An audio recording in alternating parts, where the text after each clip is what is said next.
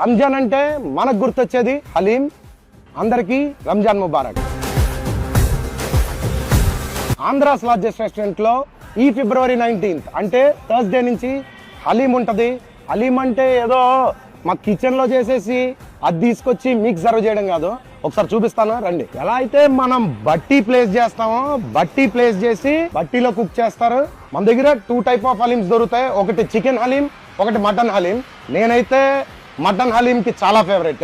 Chicken haleem కూడా chicken lovers నచ్చుతుంది. నాకైతే మటన్ హలీం చాలా ఫేవరెట్. భయ్యాలు అయితే హలీం ఎక్స్పర్ట్స్. వీళ్ళు ఎవ్రీ ఇయర్ రాజమండ్రిలో హలీం పెడతారు.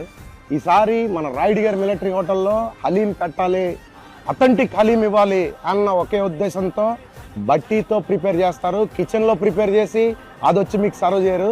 ఇన్నిసార్లు ఎందుకు చెప్తున్నాను అంటే మనకి బట్టీలో వండిన టేస్ట్ వేరు, మీకు కిచెన్లో మా కిచెన్లో పొయ్యిల మీద వండే టేస్ట్ వేరు. ఆ టేస్ట్ ఇందులో బట్టీలో వండిన టేస్ట్ అయితే మన కిచెన్లో రాదు. హలీంలో నెంబర్